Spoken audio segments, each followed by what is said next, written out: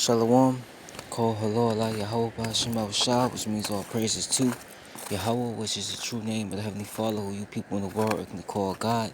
Bahashem, in the name of Yahweh Shah, which is the name of the only begotten Son, who you people in the world can call Jesus Christ. Once again, the true name of the Heavenly Father's only begotten Son is Yahweh Ba'Shem Shah. Shalom also to you, Akim, you brothers that's pushing and spreading this word throughout the four corners of the earth, who is also uplifting the names Yahweh Ba'Shem Shah. Shalom to you, Akim, once again. Shalom also to the Israelite foreigners, a speckled bird, man, woman, and child, whose blood enters back to Abraham, Isaac, and Jacob, all forefathers. Though you may look like the heathen nations, you're scattered amongst which the heathen nations. As you see on this chart, the nations starting from 2 on down, those are the heathen nations. Also, if your bloodline, your lineage goes back to these people, as you see in this chart, through the man, and if his spirit bear witness with his word is truth, and you can receive it to the speckled bird, man, woman, and child, this does apply to you. You are Israelites, though you do look like the heathen, you're scattered amongst due to the scattering of these people on this chart. So you will have Israelites come looking like the other nations, but they're indeed Israelites because they're under the curses of Deuteronomy 28 to 15 verse, all the way to the 68 verse. Their spirit bear witness with this word that they're the sons and daughters of Yahweh Hashem Shai. Most importantly, their lineage goes back to these people through the man, no matter what they come looking like. If their father's an Israelite, that makes them an Israelite as well. Also to the few Akwaf out there, you few Israelites that do listen, learn, and believe, and have respect towards your husband. Shalom to the elect of Israel. Shalom to you so-called Negroes, Latinos, Native Americans. You combine, consist, and make up the 12 tribes of Israel. You are the Hebrew Israelites, the chosen people of the Most High Yahweh and His only begotten Son, who the world calls Jesus Christ. Once again, Yahweh Shah. Just gonna do a real quick one on this situation right here, which I meant to do it some days ago, but you had this whole GameStop frenzy that I wanted to touch on, and that's been real big. So I'm just gonna touch on it now. This is not gonna be too long of a video, but I'm gonna play this clip right here first. Just your average. And then then we gonna get the other video on what's going down between Saudi Arabia and the United States of America. All right, which is Babylon the Great according to the scriptures.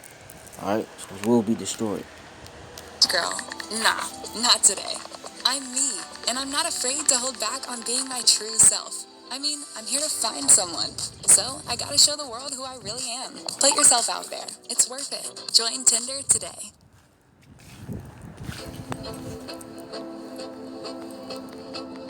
With tensions heating up between Saudi Arabia and Iran over the execution of a Shia cleric, some believe that the United States would likely side with Saudi Arabia. In fact, the U.S. and the Kingdom of Saudi Arabia, or KSA, have long been extremely close. Yet ideologically and culturally, the two embrace completely opposite values and seem unlikely friends. So why exactly are the U.S. and Saudi Arabia allies? Well, when Saudi Arabia was created in the early 1930s, it was an extremely poor country. But following the discovery of oil in the region and the Cold War divide after the Second World War, the United States recognized Saudi Arabia as an ally. At the time, the KSA was anti-communist and was a natural enemy of the Soviet Union. During the Soviet-Afghan War, Saudi Arabia and the United States supported rebel Afghan fighters known as the Mujahideen against Soviet forces. Additionally, the Saudis strategically upped their oil production in order to make Soviet oil sales unprofitable. This move crippled the Soviet Union, which was desperate for oil income to match U.S. military spending. At the heart of the relationship between the U.S. and Saudi Arabia is oil. The United States imports more than 1 million barrels of Saudi oil a day, making up 13% of their total oil imports. However, in 1973, Saudi Arabia, along with other oil-producing countries, began an oil embargo against the United States. This was in protest of the U.S.'s support of Israel during the Yom Kippur War. The embargo ended the following year, but had a severe impact on the U.S. economy and way of life. According to economist and author John Perkins, in order to prevent future embargoes from affecting the U.S., Saudi Arabia promised to support the U.S. in oil sales and invest in U.S. bonds and securities. In exchange, the U.S. would politically and militarily support Saudi Arabia, while also using American companies to build up Saudi infrastructure. infrastructure. Moreover, besides this alleged deal, the U.S. and Saudi Arabia already held a long-standing mutual defense treaty, which they signed in 1951. The U.S. has even established military training facilities in the KSA. More recently, during the 1990 Gulf War, the U.S. used Saudi Arabia as a base from which to enter the conflict. But the long-standing relationship between the two countries came under fire following the events of September 11th. 15 of the 19 attackers were Saudi Arabian nationals, as was the leader of al-Qaeda, Osama bin Laden. Although the Saudi government denied any link to the attacks, numerous sources suggest that high-ranking Saudis have funded terrorist activity around the world. It is likely that in terms of foreign politics, having a strong ally in the Middle East is considered more important than openly opposing human rights abuses, civil violations, and brutal censorship in Saudi Arabia have many questioning whether the U.S. should continue this alliance. But with or without the support of the United States, Saudi Arabia is extremely wealthy and surrounded by like-minded countries. So how would they fare in an actual war with Iran? Check out this video right here. Both countries are massive and are only separated by a few miles of Persian Gulf. Iran covers roughly 600,000 square miles, while Saudi Arabia occupies about 800,000 square miles. They also have very high GDPs, with Iran ranking around 28th worldwide and Saudi Arabia at number 19. Thanks for watching Test Tube News. Alright, so, Salaki, I am outside, we got some heavy snow, so bear with me. But, there it is, man. Alright. So I'm play another clip, so now you know the reason Saudi Arabia and the United States, Babylon the Great, the reason why they have a good relationship is because the United States, they want that oil, man. They got that oil, and the United States want the oil. So, in order, what the United States offered, Saudi Arabia is, all right, we will protect you with our military, because the United States has the most powerful military. Donald Trump, when he was in office, used to say, all right, for your oil, right? So now we're gonna play this. Top stories. First, the Biden administration is aiming to end U.S. support of Saudi Arabia's intervention in Yemen. We'll bring you those details next in a full report. Plus, Kremlin officials blasted the U.S., accusing the American government of meddling in their domestic affairs as it relates to opposition leader Alexei Navalny. We're going to discuss it. Then, 33 missing children, including 8 who were sexually exploited, were rescued in Southern California after a multi-agency investigation called Operation Lost Angels. A live report is just moments away. All right, it's time to boost your news IQ.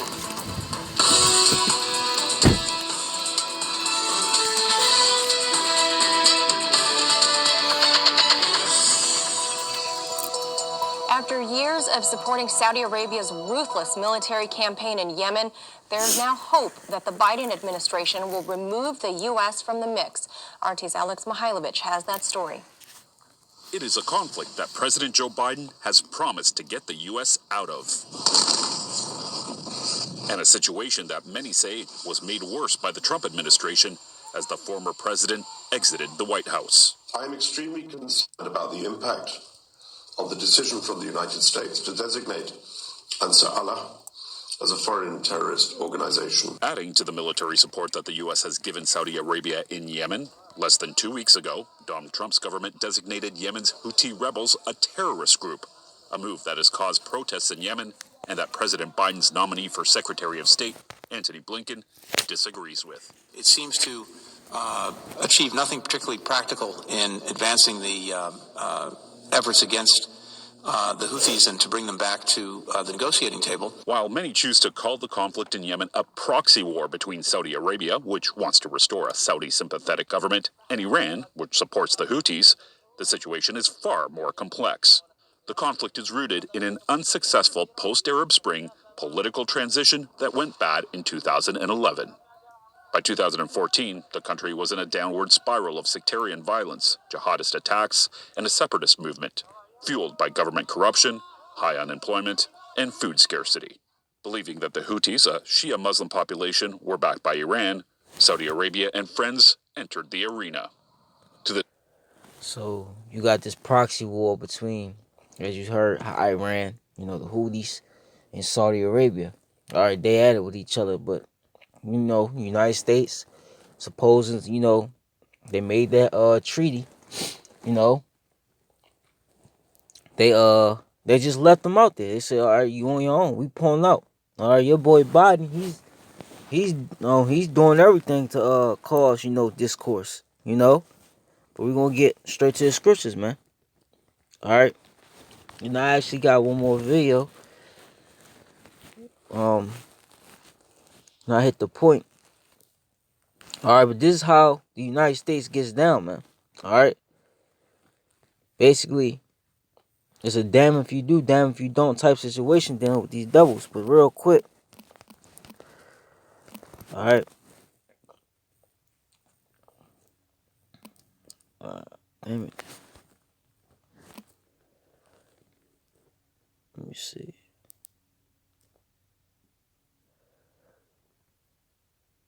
All right, this is Sirach. You know what? Psalms 55. We gonna come back. Let's get that. Psalms 55 and 20. All right.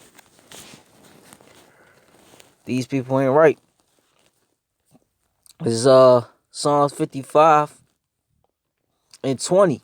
He had put forth his hands against such as be at peace with him. He had broken his covenant. And what did they really want? They wanted that oil, man. They ain't cared nothing about Saudi Arabia protecting them. It was all business, all right? Nothing personal when it comes to the United States. That's how it is with the whole entire world, man. All right? And this started with what? The tribe of Gad, the so-called Native American Indians. All right? They came when the Edomites came over here. What did they do? They showed them, how to survive off the land, how to do particular things, you know, and they turned around after all these 400 or 500 trees they made with the tribe of Gad. And what did they do? They broke every single last one of them and they slaughtered them, and then they stole this country. All right, and it's the same MO that's in this devil, to this very day. What does it say in Jeremiah the 13th chapter, the 23rd verse? Can a leopard change his spots or Ethiopian his skin? Can they do good whom are accustomed to do evil? They're accustomed to do evil. This man's not right. All right. The words of his mouth were smooth and butter. Okay, here's the deal. We'll protect you with our military, right, from foreign enemies of yours, as long as you supply us with oil. The United States got their oil, right? They got what they need, and what they did, they broke their covenant. They pulled out. All right, left them out there, man, because they're surrounded by enemies out there. The words of his mouth were smooth and butter, but war was in his heart. His words were softer than oil, yet were they drawn swords, man. All right, showing he doesn't give a damn about anybody, man. All right, if he do evil to himself, to whom will he do good? This is going back to Sirach 13 and 1 says, he that touch a pitch shall be defiled therewith. And he that had fellowship with the proud man shall be like unto him, man. All right, and this devil is proud, man. All right, only somebody that's proud would do that. That think, they on some level they the shit, man. Burden not thyself above thy power while thou livest, and have no fellowship with one that is mightier and richer than thyself, man. The United States is more mighty than Saudi Arabia. Now, Saudi Arabia, like you said in the video, is more rich in oil, but still, you gotta understand that the elites or the Edomites, they control everything. You see? For how agree the kettle and the earth and pot together, for if the one be smitten against the other, it shall be broken. All right? And they broke. Let me keep going. The rich man have done wrong, yet he threatened to withhold. The poor is wrong, and he must entreat, which Saudi Arabia is rich. If thou be for his profit, he will use thee. But if thou have nothing, he will forsake thee. And he did that. If thou have anything, he will live with thee. Yeah, he will make thee bare, which is naked, and not be sorry for it, man. And what are they prone to? They're prone to attacks. They're prone to what Iran has coming towards them, man. All right? But this is what they do. Okay? This is what the United States does. And this is why in the world, everybody's rising up against them, man.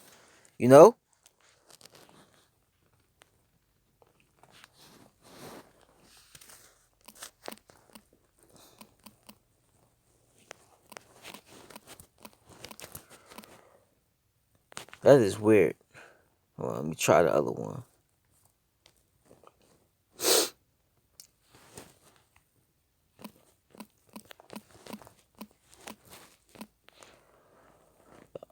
Why is it doing that? Hold on, bear with me. Alright? This is why everybody's going to turn against this whore, man. Everybody's going to hate the whore, which is America. It's Obadiah 1. Okay? And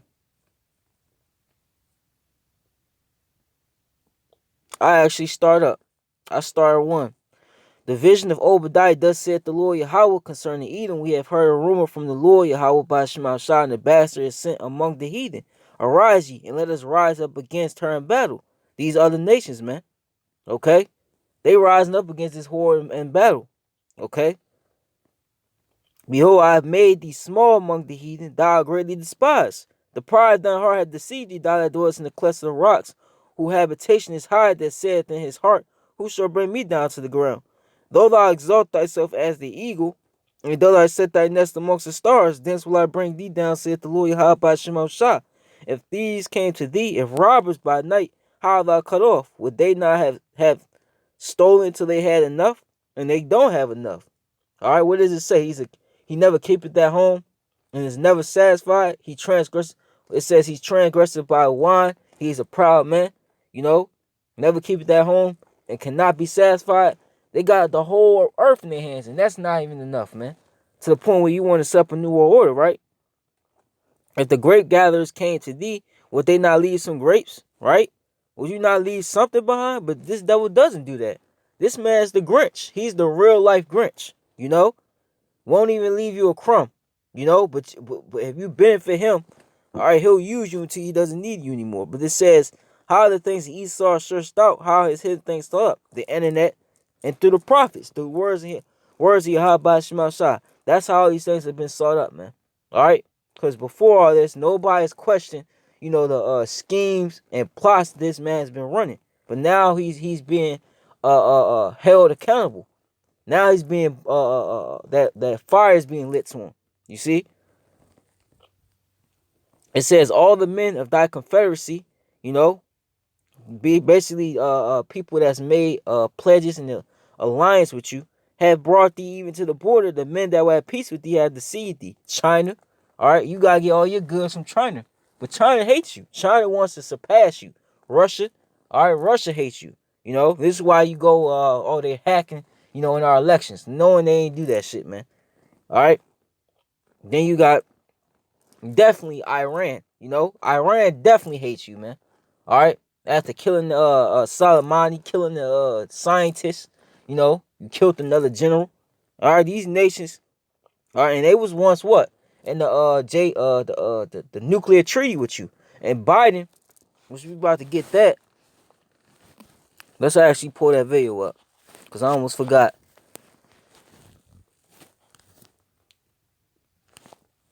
Damn, hold on, bear with me. First, you get hit by some driver. And now you're hurt. When you need a lawyer, you have a lawyer. Call us.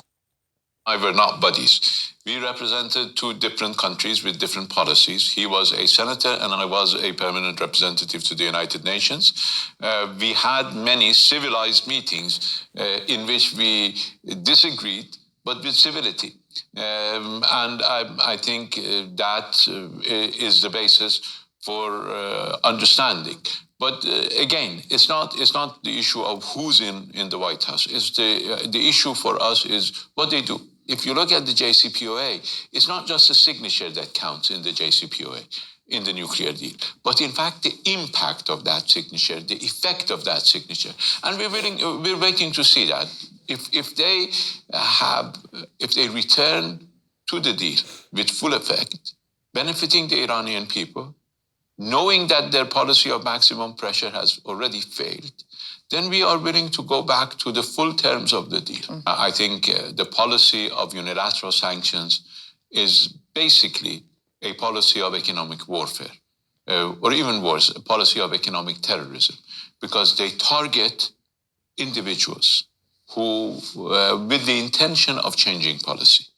That is, they target individuals to put pressure on individuals for the individuals to put pressure on their government. This never works.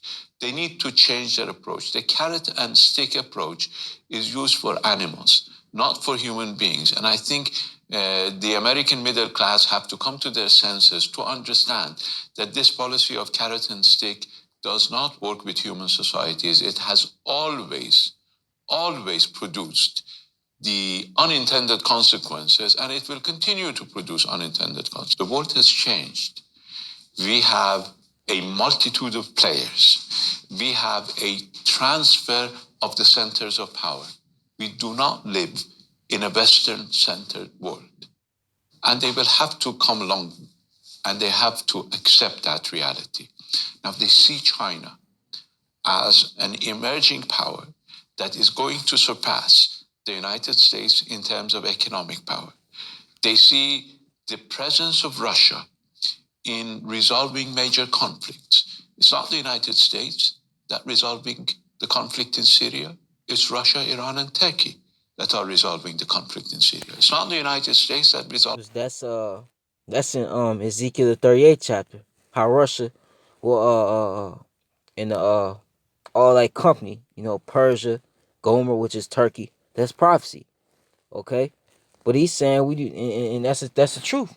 He's saying we do not live in the Western, basic society, man. All right, the East, Eastern countries, and that's what Esau wants to do. He wants to Westernize the whole entire world, man, and they not having it, man. All right, but he's saying we would never, Biden and him was never buddies, man. See them Iranians, they not stupid, man. They know what you all about. You see, you can fool the world, but you're not fooling them. They call you the great Satan for a reason. It says, let me read, all the men of thy confederacy have brought thee even to the border. The men that were at peace with thee have deceived thee and prevailed against thee. They that eat thy bread have laid a wound under thee. And that wound is what? Dropping a dollar. Okay? Well, whatever type of treaties that you create with them, they're now getting out of that treaty. They're doing whatever they can to further collapse this bitch, man. All right, so they could get a one up on you, just as you got a one up on them. There is none understanding them, and that's what they're finding out, man. That, like I said, it's damn if you do and damn if you don't. You can't win with this devil. He's unreasonable. You can't negotiate with him. Every time you negotiate with him, he finds some sort of way, like it says in Sirach, the 12th chapter, to overthrow thee. So that's why they just, they part ways, man. And they're plotting on this bitch. And it's really Yahweh by Shema Shah. All right, the king's heart is in the hand of the Lord. Proverbs 21:1. Right? So dealing with Saudi Arabia and Iran, because they probably got beef. According to prophecy, they gonna get together, man.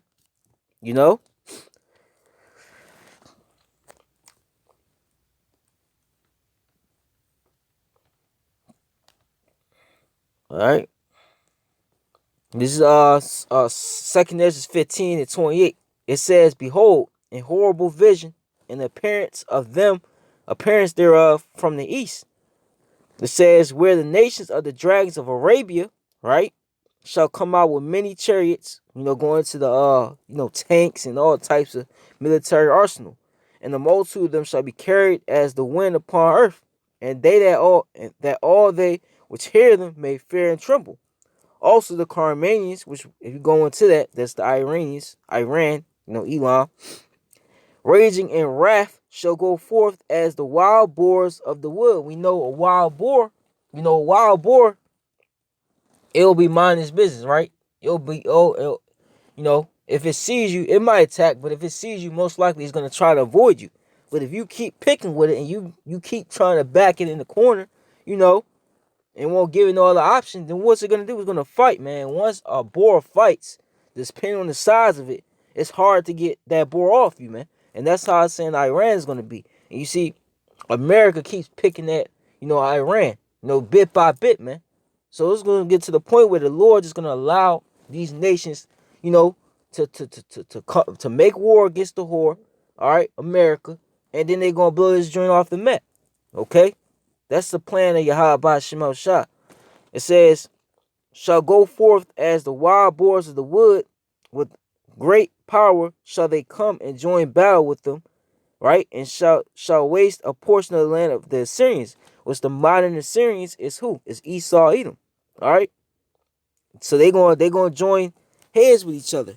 You know, that's what's gonna end up happening. All right.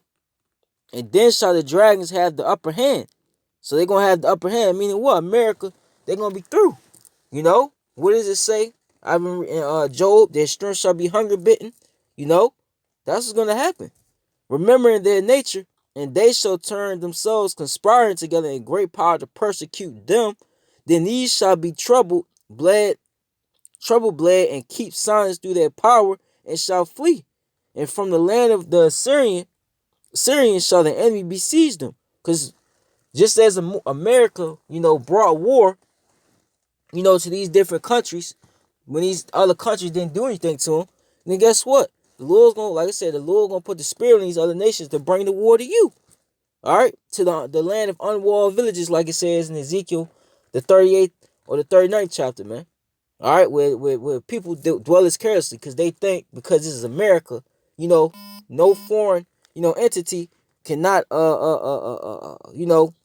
come into their dwelling places, man. Well, you people are in for a rude awakening, okay? You people are going to be in for a rude awakening. But let me read it again. It says, and from the land of the Syrians shall the enemy besiege them and consume some of them, and in their hosts shall be fear and dread and strife among their kings. So they're going to be scared, man, okay? They're going to be scared. All right, these U.S. troops over here, even you people. All right, because you people we've been brainwashed that America will never ever face this situation. That America military will never ever be defeated, and the Lord's gonna flip that. The Lord's gonna shut people that think that up, man. Behold, clouds from the east and from the north onto the south, and they are very horrible to look upon, full of wrath and storm. They shall smite one upon another, and they shall smite down a great multitude, the stars upon the earth, even their own star, and blood shall be from the sword onto his belly. Okay? And it says, and dung of men onto the camel's hoe, and there shall be great fearfulness and trembling upon earth, and they that see the wrath shall be afraid, and trembling shall come upon them. All right? We're going to end it off on this, though. So these nations, because they going to get took down, the Lord going to take them down. See, the Lord, he's going to gather all you nations to fight each other. You heathen nations. All right? And then when you in the midst of fighting each other, the Lord's going to intervene. He's going to destroy all you nations. That's why it says many crowns are going to be found upon his head, man. Because that's what he's coming to do. It says, Isaiah 33:1 says, woe to thee that spoilest, and thou was not spoiled, and dealeth treacherously, and they dealt not treacherously with thee. When thou shalt cease to spoil, thou shalt be spoiled, and when thou shalt make an end to deal treacherously, they shall deal treacherously with thee. All right? Just as you dealt treacherously with these nations that done nothing wrong to you, they're going to deal treacherously with you. Your own allies are going to deal treacherously with you. You know? Your own allies are going to come up against you. Just as you fighting with your allies, they're going to something. Lord's going to do something to make them turn against you. Okay? You know? And his place going to be destroyed. All right? So, that was just a real quick, early, in the morning video I wanted to do. Call hello Allah Yahweh Shema Shah. Yahweh Ratazadus edifying, Papa Kasha, Papa Papo, Papa Ha Ayapia, Papa Ha Ayapia. Shalom to elect, to the few Aquaf that do listen learn. Shalom. Hawad Hayala Yahweh Shema Shah. Shalom.